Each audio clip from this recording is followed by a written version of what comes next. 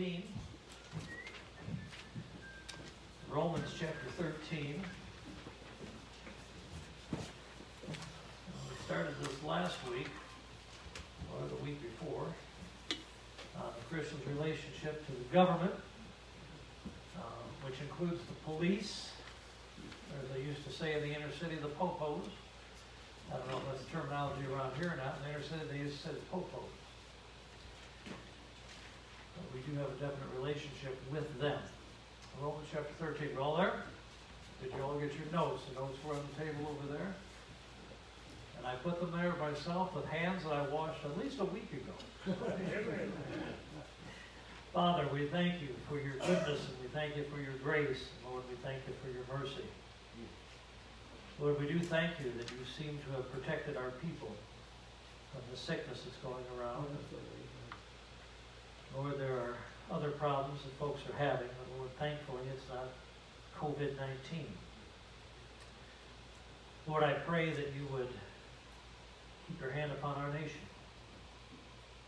Lord, I pray you give our president, our leaders, the wisdom and the courage to do what's right.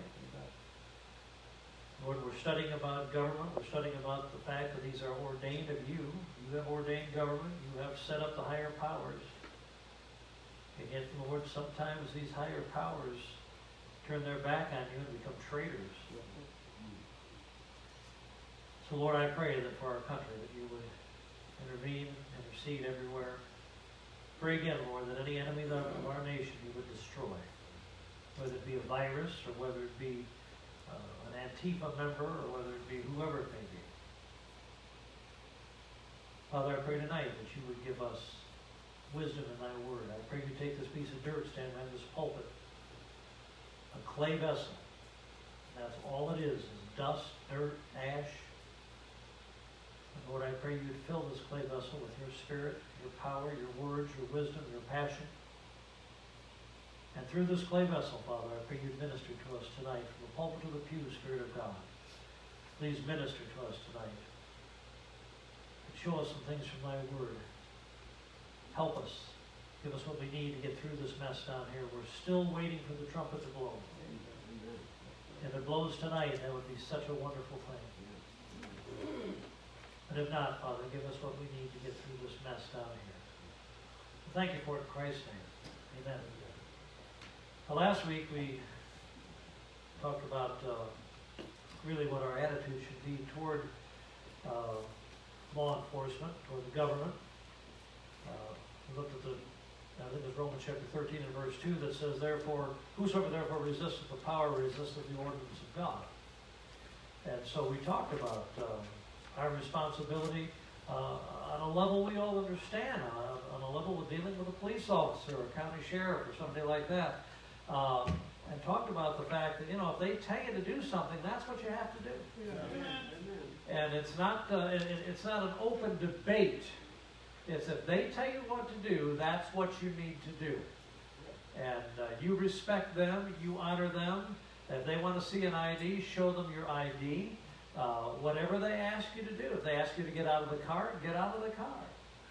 If they ask you to stay in the car, stay in there. Whatever they ask you to do what they ask you to do, and respect them. You say, well, I think they're violating my constitutional rights. Then you take them to court. I told you last week, no police officer shows up, whether it's a traffic violation or whether it's street preaching, whatever it may be. They don't show up there to discuss constitutional rights. Yeah. That's something done in a courtroom, as a trial, in a courtroom, with your lawyer there and their people there and what have you. That's when you determine what is constitutional and what isn't. Not at the scene of the violation or not on the street corner or what have you.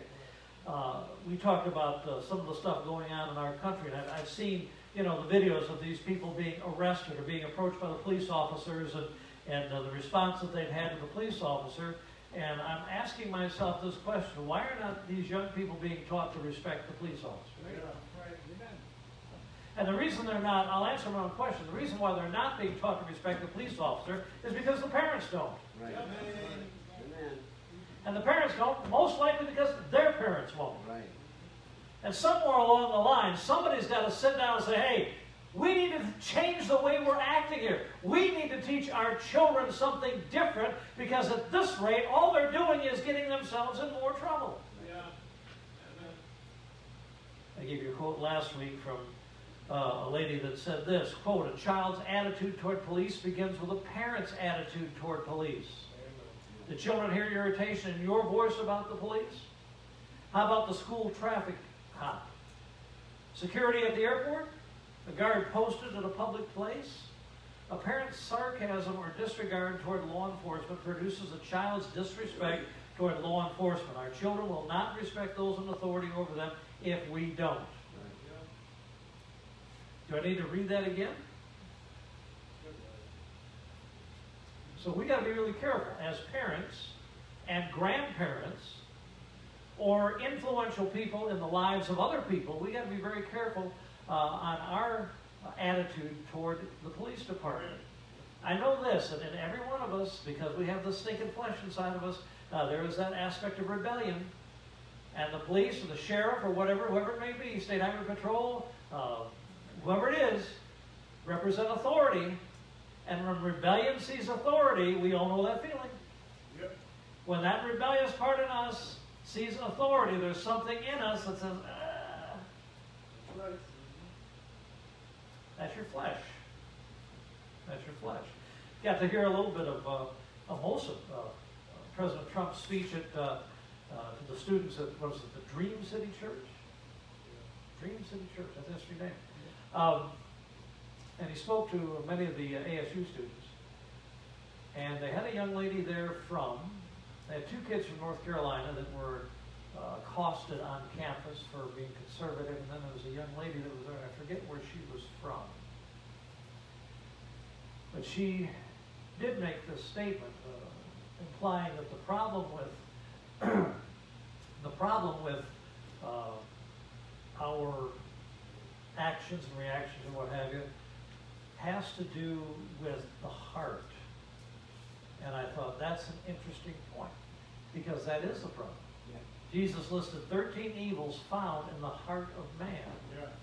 That's where that flesh is. That's where that rebellion is. That's where all that stuff is. And you're never gonna eradicate that. You'll never eradicate that.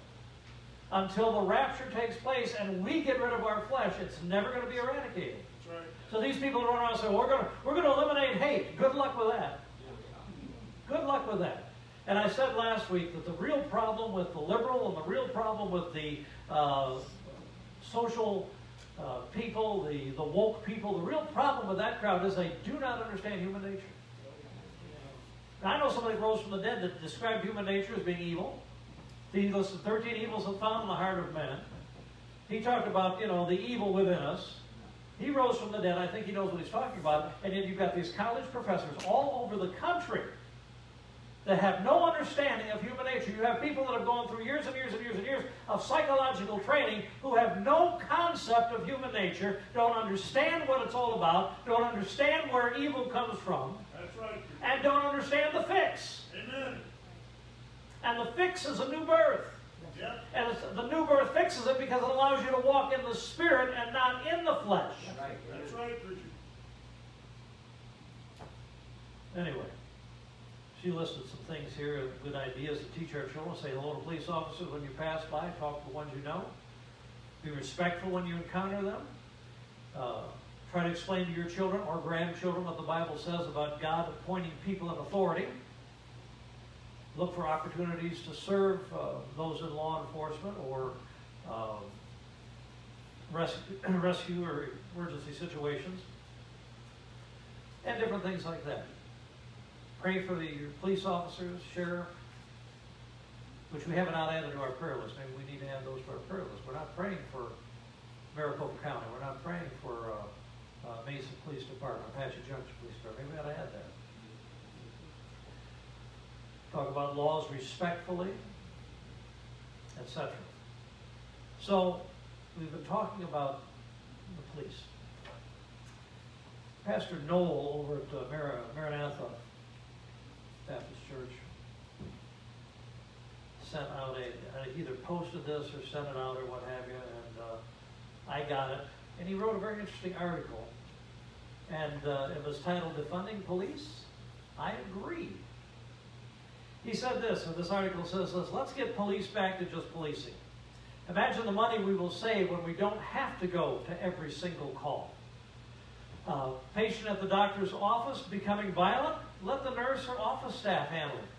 Kid does not want to go to school, do homework, or eat dinner. Sorry, that's the parent's issue. Do your job, mom and dad.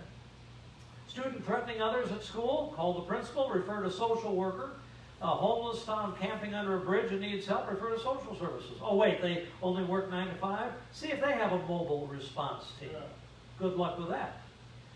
Child Protective Services trying to check on a child and father is being threatening. Sorry, DCFS can handle it themselves. So you have a rabid raccoon, a stray dog, or a swarm of bees outside your house. Sounds like a job for animal control. What's that? Your son is delusional and erratic due to hallucinations? Sound like you need a 5150 hold. How many know what a 5150 hold is? That gives you, that's a person is threatening or it's a threat to somebody else or to themselves. You can hold them up to at least 72 hours against their will. So he says, it sounds like you need a 5150 hold so you can get help. Call for a social worker since they're so outspoken, how they can do our jobs better than us anyway. Social worker after asking for an officer to go with him or her to the residence? No. You choose this profession, deal with it. Addict ODs and needs Narcan? Wait for EMS. Though they probably won't be going in if the scene is unsafe. So you're having this ongoing dispute with your neighbor over parking? Gee, that's too bad. Refer to local court for mediation services and DOT for more accurate signage. Suicidal subject? Call a social worker to clear the scene and enter the home first and pray you don't become a statistic. Fraud complaints? Call Commerce and see what they can do. Selling cigarettes individually? Call Division of Taxation and see what they can do. Warrant for arrest or summons? Have the court clerks type up and deliver them to the subjects themselves. When your loved one dies in a car accident, you better get there quick to see what happened. No more accident reconstruction to see what happened. Find out yourself. Missing person report. Hire your own private investigator.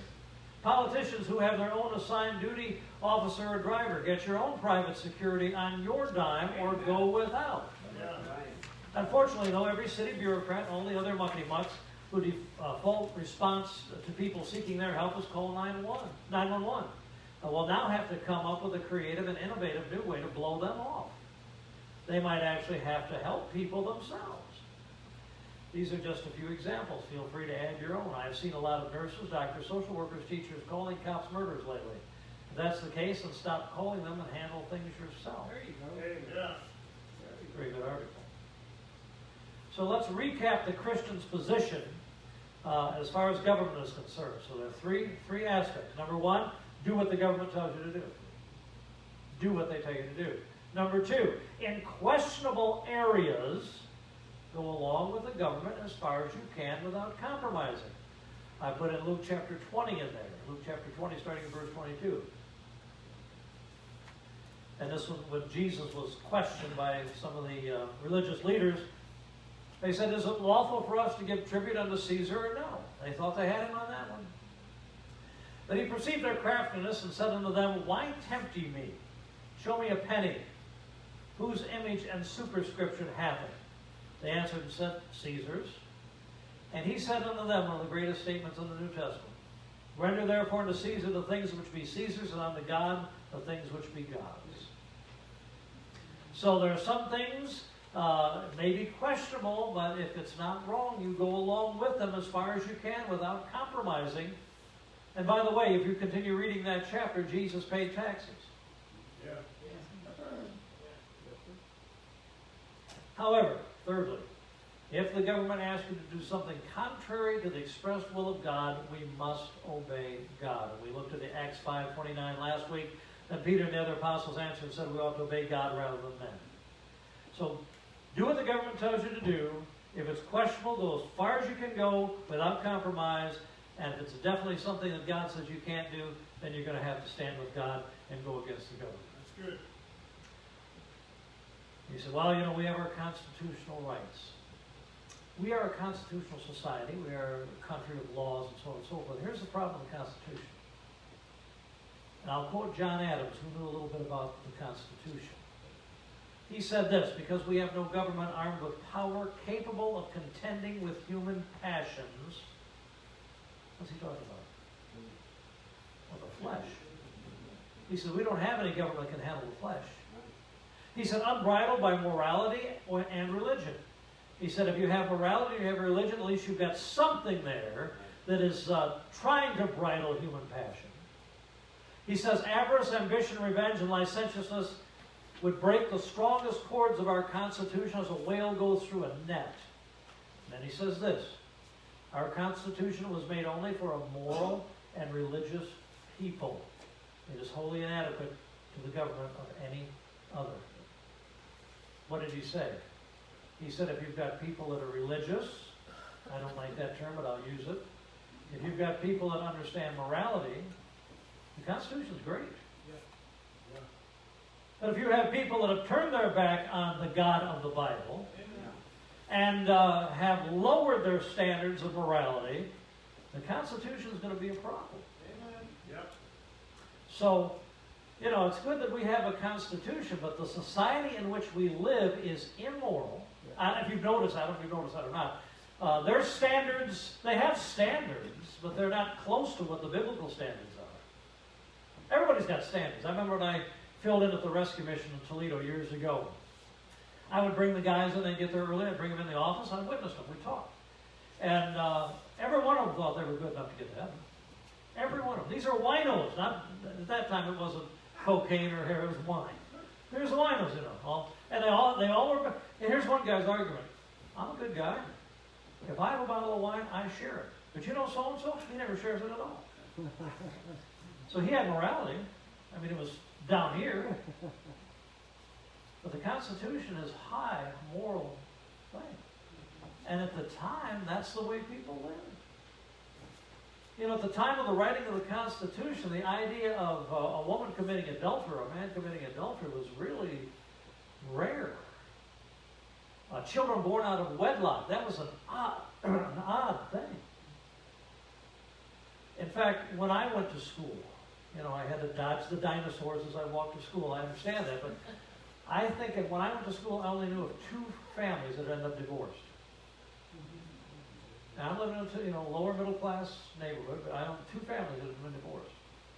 I think I only knew of 1 child that was born out of wedlock. Of course, there's a term for that, and it's out of Hebrews chapter 12. Compare that to what it is today. I mean, the idea of being a virgin before you get married was not a crazy thought. Now, as I entered the teenage years and what have you, that was starting to really go down. But there was a time when, you know, there was no question about it. When you get married, you're a virgin. And if somebody wasn't, that was really rare. But nowadays, it's just the opposite. If you're a virgin nowadays, that's really rare. I had a couple of kids I picked up on the bus last week, high school kids, and I never did have a chance to ask them what it was all about. But they had this shirt that said Virginity Rocks. One was a man, one was a guy, one was a lady. But the shirt said Virginity Rocks. I don't know anything about that, but I'm assuming that they're for it. That's what I'm assuming. Now, I may be under a false assumption, but I'm assuming they were for it. And I did say, hey, I appreciate your shirt. Yeah, thank you, you know. But I didn't have a chance to really talk to them and say, what's this all about? But that's, you know, if we get to that point where virginity becomes a thing again, it'll have to be a movement, you know. So anyway, Romans goes on and he says this, they that resist shall receive to themselves damnation. So God gave us the law, they are in authority, we are to obey them, and if we resist, receive to themselves damnation. We're not talking about damnation to hell. Now that's not what the word is how the word is used here. We're not talking about, you know, if you resist the law, you automatically go to hell. We're not saying that. The word damnation, when you look at the history of the word as far back as the 13th century, is a legal term. It means to condemn, declare, convict, declare guilty, I should say, convict. That's what damnation is. So it's a legal term used of somebody that has violated a crime and are considered to be guilty. So Romans chapter 13 and verse 3, he says this, "For rulers are not a terror to good works, but to the evil. Wilt thou then not be afraid of the power? Do that which is good, and thou shalt have praise of the same." So when law enforcement is functioning scripturally, and that's what we're looking at here. This is the ideal situation. When law enforcement is functioning scripturally, they are, number one, a terror to evil workers that causes fear. Yeah. And they should. Yes. And I understand the dilemma that many of the police officers have today, especially the ones in Atlanta, who are not showing up for work because they don't know if anybody's got their back. They don't cause anybody fear anymore. They are attacked by the crowd that's supposed to be afraid of them. They go out in the morning and understand if I enter into a situation, I'm probably going to be the one that gets in trouble. I'll do everything right, I'll do everything by the book, but I'm going to end up getting in trouble because that's what the mayor wants or that's what the governor wants. And I can see why they walk off the job. Yeah. They're supposed to be a terror to evil workers. A terror, something that intimidates, an object of fear. You know, I mean, if you're driving down the road and Maricopa County gets behind you, or whatever it may be, State Highway Patrol, there is a little bit of fear there, right? Yeah. First, what's the first thing you do if you look in your mirror and there is a police car behind you? What's the first thing you do? Look at the speedometer. And that's good. They've intimidated you to do what was right and drive the speed limit. That's what it should be. Something that intimidates, an object of fear. You can go back to the old French, you go back to the old Latin. Great fear, dread, alarm, panic, object of fear, cause of alarm. Filled with fear, frightened. That's what law enforcement is supposed to do if you are doing something against the law. Yeah. And you can watch people. If you're around people and when a police car drives by or a police officer seems to be coming in their direction, if they get very nervous, okay, something's going on there. Because that's what they're supposed to do. And when the society loses that fear of law enforcement, that's when we have trouble. So they are to be a terror to evil workers that causes fear, and at the same time a praiser of those that do good works. Verse 4, "For he is the minister of God to thee for good. But if thou do that which is evil, be afraid. He that beareth not, for he beareth not the sword in vain. He is the minister of God, a revenger to execute wrath upon him that doeth evil." So he's a minister. Yeah. Which means in the political sense, a high officer of the state, a person appointed by a sovereign or chief magistrate of a country, responsible head of a department of the government, one who renders official service to the crown or to the president or to whatever it may be. He is an official. Verse 1, it tells us they are ordained. Verse 4, twice he's called a minister. Verse 6, ministers. Yeah. And it says he's carrying the sword. And he has a reason for carrying it. He doesn't carry it not to use it. You know, police officers today carry a taser. They carry a weapon. But because of all the stuff that's going on, they're thinking twice about pulling that thing out. Because they know once they pull that thing out, they're going to have to write a report. If they have to use it, who knows what's going to happen from that. But in the ideal situation, when they're carrying a weapon, they're there to use it. And if they need to use it, they should use it. Yeah. Amen. And notice it said in that verse that they are a revenger to execute wrath upon him that doeth evil. Revenge. Vengeance is mine, saith the Lord, I will repay. And who does he use? Law enforcement many times. Amen. Revenge, to lay claim, to avenge, to punish. A just punishment for a criminal or immoral act. We're not talking about rehabilitation here. Rehabilitation is a good thing. If you steal $20,000, you should be rehabilitated to give you the ability to get a job so you can work and pay the money back. Amen.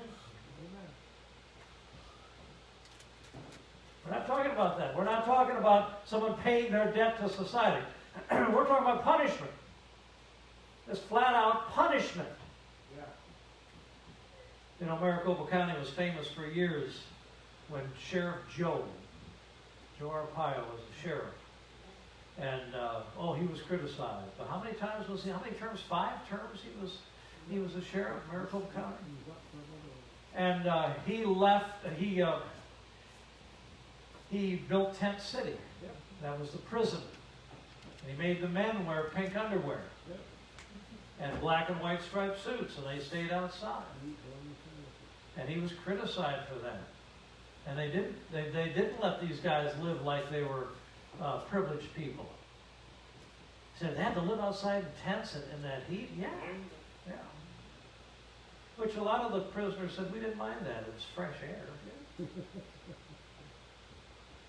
He said it was humiliating. Well, what are they supposed to be? They're being punished. Yeah. You commit a crime, you're supposed to get punished. Yes. And Sheriff Joe was making sure they got punished. You said, well, it's a little extreme. I'll tell you what the other extreme is. When I have some fun sometime, go Google this. Google, and you got to be careful how you Google it. Google prisons that are luxury hotels. Now, there's 2 things you're going to find. One will be old prisons that are no longer used that some chain bought and made a hotel of. That's not what we're talking about. You'll find another where they're actually prisons in Europe. Prisons in Europe. And they'll show you pictures of them. You have not seen a hotel that looks as nice as one of the rooms there in those prisons. Yeah. And the guy that was writing the article, he said, you know, they live better than I live. I might as well commit a crime and get involved in that. You've got one where in Spain, where the father and mother were both arrested for some crime, they had a kid. What did they do with the kid? Let them stay in the prison with mom and dad. They had kid-friendly stuff. They had kid games. They had rock climbing walls and all that stuff for any of the children that needed to stay with their parents during that particular time. You have another prison there where you're allowed to frequently go out and visit your friends and relatives. In Europe. But the whole concept is, well, you know, these poor people, they're committed this crime and they know they're wrong. We can't just treat them. We need to be nice to them and yada, yada, yada. Scripture says they're to be punished. Yeah. You do something like that, you are to be punished. Execute wrath. And I think the greatest form of the execution of wrath is capital punishment. And I don't know where your position is, but this church believes in capital punishment. Amen. This church believes that the guy that pulls the lever in the electric chair, or the guy that drops a cyanide tablet in the tube that goes into the chamber, or the guy that says fire to the firing squad, or the guy that pulls the lever and the floor falls out and the guy hangs to death, we believe that he is a minister of God doing the will of God. Yes. When's the last time you heard something like that? I do the will of God. I pull the lever. 20,000 volts. Yeah. Because he's a minister of God doing the will of God. Yep. Got it quiet there, preacher. Capital punishment, you say, well, you know, what if the person is innocent? That was an argument until we got into DNA. Yeah. And now DNA kind of really helps determine whether somebody really did it or not. There'll still be things, issues, people that pass through the crack. You don't make the law based on the exception. No. The exception of the rule proves the rule, but it doesn't become the rule. But we believe in capital punishment. We believe in capital punishment because, and I told you this a couple weeks ago when we started this section on government. Human government started after Noah and his boys and wife and daughters-in-law stepped out of the ark and said, now what do we do? God said, the whole world is yours, be fruitful, multiply, have a bunch of kids, it's all yours, go where you want to go. However, he said, let me remind you that whosoever sheddeth man's blood, by man shall his blood be shed. Yeah. You're going to govern yourselves. And Shem, Ham, and Japheth understood that as the progenitors of the next human civilization, and that was something that I'm sure they spread along. If you are a person and you have a big family and what have you, pretty soon you become big enough to be a country, you're going to have to govern yourselves. And so from that point on, governments were set up, laws were made, capital punishment was true in most of those nations. So we go to the Old Testament. And the Old Testament has a lot to say about capital punishment. You say, all right, preacher, now wait a minute. Old Testament, we're in New Testament. Okay. When you go to the Old Testament, you find out two things. One, you find out what God thinks about what's right or wrong, what's moral and what's immoral, what's good and what's evil. Number two, yes, it is Old Testament, and yes, it is given to the nation of Israel, because God is trying to say, if you implement these laws concerning these things, you'll have a great nation. Yes. Government is to do three things. Number one, promote that which is good, protect that which is questionable, punish that which is wrong. Those three things.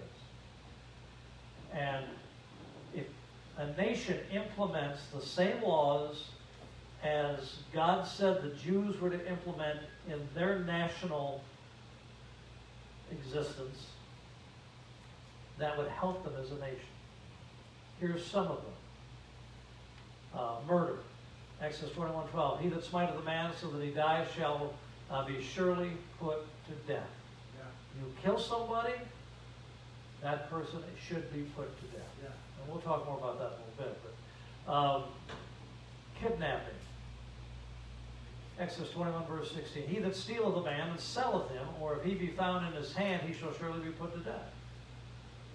Does kidnapping promote a civilization? Does kidnapping promote a society to do good? Kidnapping is detrimental to a nation. Murder is detrimental to a nation. So God says, I hate this stuff. I want it punished. If you want to live this, God said, Israel is my nation. He said, this is my nation. These are my laws. I want my nation to thrive. I want my nation to be to live a great life, to be blessed. Therefore, eliminate these things from the nation, and you'll do well. Bestiality, Exodus 22, verse 19. Whosoever lieth with a beast shall surely be put to death. What benefit does a nation receive from somebody that's practicing that? That's a sick perversion. Adultery, Leviticus 20, verse 10.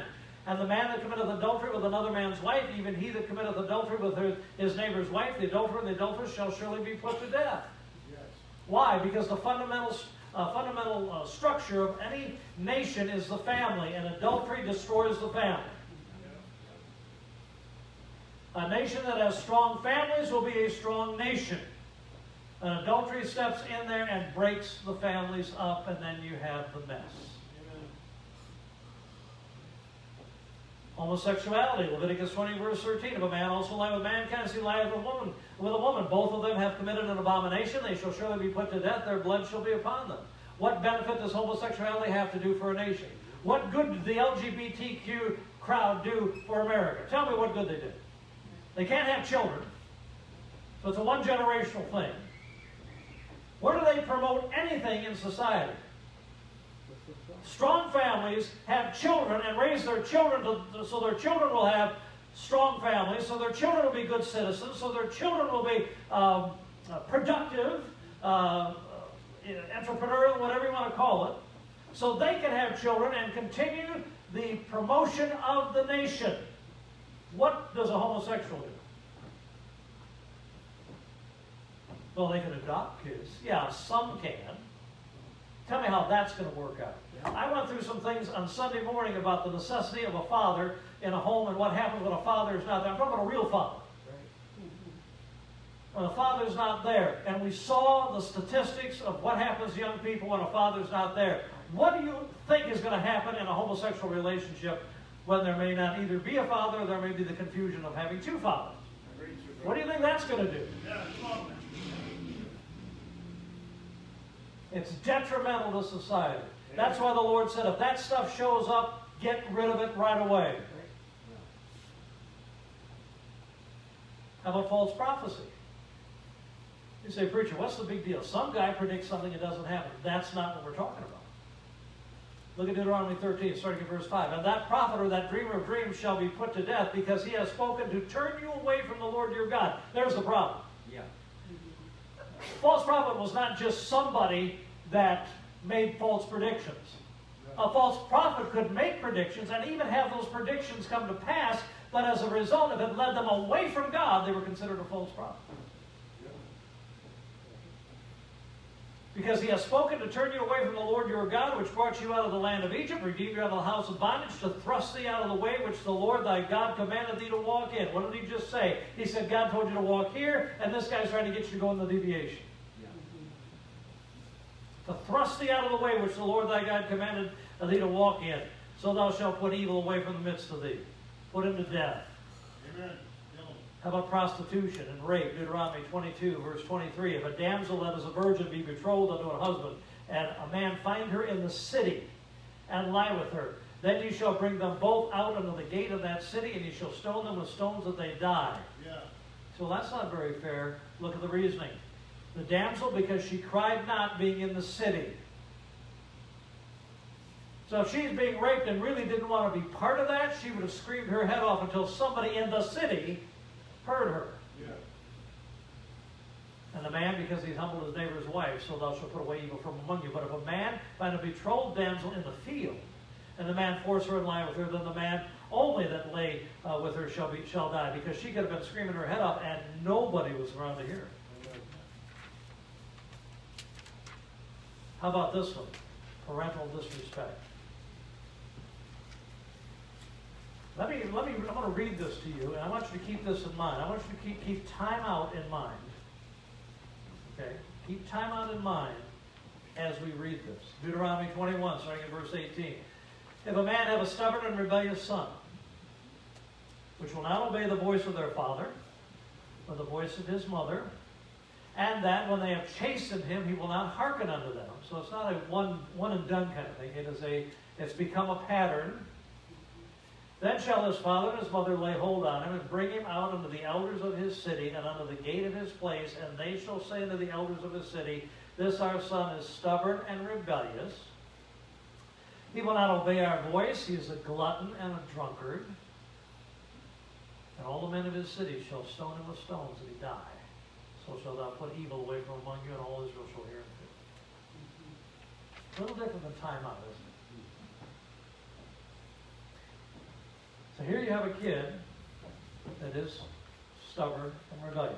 You say, well, that's a teenager. There are a lot of teenagers that are not stubborn and rebellious. Preach it. Right. We have, not we, but the psychologists have grouped, the adolescents, pre-adolescents, blah, blah, blah. And I'm kind of giving you the idea that, if you're this particular age, you have to be this way. No, you don't. There are Christian teenagers that understand the rebellion comes from the flesh and are doing everything they can to walk in the Spirit. That's right, preacher. Here's a kid that's stubborn and rebellious, a glutton and a drunkard. He parties and he eats and he does whatever he wants to do, and they keep chastening him and they try to punish him and, try to set a curfew and ground him or whatever they're going to do. And the kid will not listen. And they do not spare the rod, by the way, with this young man. Mom. But he still will not listen. What's the last thing you do? You don't have to call child services and what have you. You take him to the elders of the city, and you present the case, and there are witnesses that say, yeah, we know what this kid's like. And out he goes, and they kill him. That's tough, isn't it? And then he said this, and all Israel shall hear and fear. Yeah. Let me ask you a question. And you young people, why don't you can listen to this too. Help me with this. If you saw one of your friends taken out, who you knew was partying all the time and rebellious and all that, disrespectful to parents and all that, if you saw him go out and be put to death for that kind of behavior, and your dad saw him go out and be put to death for that kind of behavior, how would you feel about that? Well, I could do that too. I don't think so. I think you'd say, you know what, I better curtail a little bit here. I better learn to say yes sir, yes ma'am, and all that. I'm going to grow up one of these times. I'm going to move out. I'll move out of the house. I'll live my own life then. But when I'm under mom and dad's rule, I better, that's exactly what you think. Or you're incredibly stupid. That's the only conclusion. And I put etc. there after that because there are many more capital offenses. All of which was for the benefit of the nation of Israel. And the nation of Israel was a theocracy. God being the one in charge of the nation. And God said, here's how you keep your nation strong. Here's how you keep this thing working right. Here's how you keep this thing in the will of God. Do these things. Don't allow these people to exist in your society. And when they followed that, they did okay. Now that's the Old Testament. What about the New Testament? The New Testament's not quite as clear. In fact, there really isn't that much except what we're reading in Romans chapter 13, which is pretty clear to me. He beareth not the sword in vain. He is the revenger, and he executes the wrath of God. That's pretty clear to me. But then in Acts chapter 25, and Paul, who had been arrested again, and he's on trial for his Christian faith, in Acts 25 verse 10, then said Paul, I stand at Caesar's judgment seat, where I ought to be judged. So now, we're not talking about Old Testament Israel. We're talking about Paul living in the Roman Empire and functioning under Roman law. He said, I stand at Caesar's judgment seat, where I ought to be judged. To the Jews I have done no wrong, as thou well knowest. Verse 11, for if I be an offender, or if I have committed anything worthy of death, I refuse not to die. So they had capital punishment in Rome. And Paul said, if I've committed a capital crime, take me out. He said, I have a problem with that. He didn't say, if I've been an offender or committed anything worthy of death, a life sentence would probably be the best thing. With the possibility of parole. I think that would be the best thing. Because we don't want to kill somebody. No, he said, I refuse not to die. And he said this, but if there be none of these things where they accuse me, no man may deliver me unto them. I appeal unto Caesar.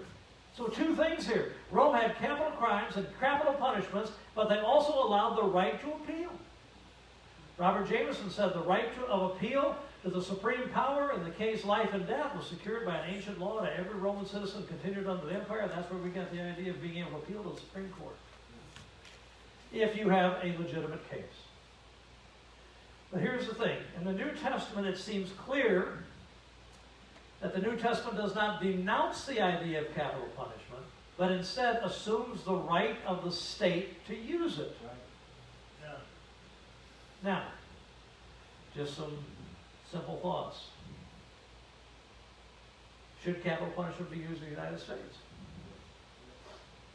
Well, number one, it's the only sufficient retribution for the crime. You take somebody's life, they are no longer in existence on this planet. Why should you get a life sentence? Yeah. Why? You killed somebody, why do you get to live? Even though it's in an 8x8 cage, why should you get the right to live?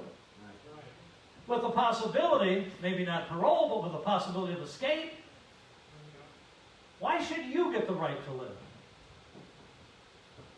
You took somebody's life, your life should be taken.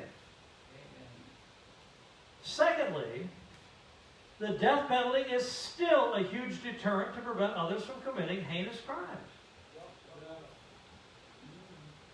Some people argue, well, no, it's not a deterrent. How do you know? Somebody's going to come to you and say, you know what, I was going to kill somebody, but, that guy over there got executed, so I'm not. Mark me down as somebody deterred. Yeah. How do you know it wasn't a deterrent? Come on.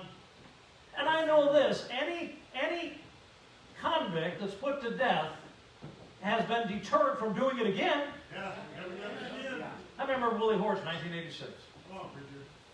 Michael Dukakis, the Indian governor of Massachusetts, and we've had Indian governors around for a long time, decided that, there should be a furlough weekend. We should allow some criminals to be furloughed. And he decides to let Willie Horton, who was convicted of, Willie Horton and a couple other guys, robbed a gas station, took a 17-year-old kid working there, took all the money that kid had, and then stabbed him 19 times and stuffed him in a garbage can. I mean, folded him up and stuffed him where his feet were in his face, and he bled to death in the garbage can. So they're caught, they're arrested, they're sentenced to life imprisonment without the hope of parole. And Michael Dukakis says, he deserves a weekend furlough. Let me ask you, and the weekend furlough, if you go out for the weekend, you visit your friends or what have you, you come back. Let me ask you a question. If you are in prison for life without parole, are you really going to come back? Come on, Mike, let's think about this. You're letting a guy out that has absolutely no hope in there, but once he gets out, he's got some hope, right? He's going to enjoy the three-day weekend and come back and say, man, I just can't wait to get back to my life in prison without parole. So he goes on his weekend furlough, and they don't see him. He doesn't come back. I'll tell you what he does. He attacks a man and a woman. He rapes her twice after beating and stabbing and binding and gagging her fiancé. And then steals their car, and he's caught in Maryland. How did that happen? That happened because he should have been put to death instead of some stupid lifelong in prison. That's right. Amen. And when they caught him in Maryland, and he stood before the judge in Maryland, Maryland said he's going to Jessup County Prison, which is in Maryland. He said, I'm not sending him back to Massachusetts. They may, to paraphrase, do something again stupid like that, and he'll get out again. So he's in prison today for the rest of his life, 2 life sentences now without any hope of parole. And he's not going to get a weekend furlough. But all of that stuff could have been avoided if they would have simply practiced the death sentence. Yeah. And a lot cheaper. Thirdly, the death penalty is good because it's necessary to protect society. Yes. Say, well, he's in prison. Okay. Or society is in prison. So it protects fellow inmates that have not murdered and that do have the hope of parole from being murdered. Say, people get murdered in prison? No. It protects the prison guards from being killed. Yeah. And it protects society in the event of an escape. Next, the death penalty is necessary for families to have closure. No, I know that if you execute this guy, your loved one's not going to come back, but at least you can put your head on your pillow at night and say, that guy's never going to get out. And that guy is off this planet just like my loved one's off this planet, and it's done. Yeah. And finally, economically, it's cheaper than a lifetime prison.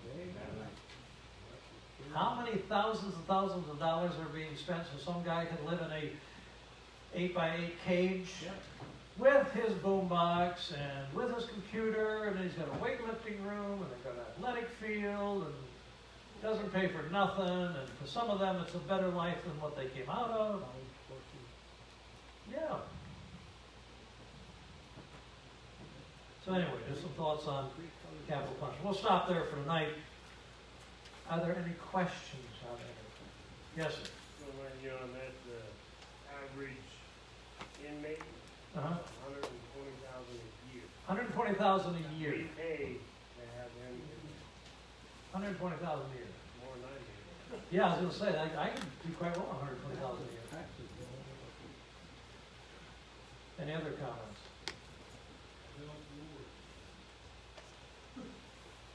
But the farther the nation gets away from God and the principles of Scriptures and the standards and the morality of Scripture and gets into the deviation, the worse it gets. Brother Joe?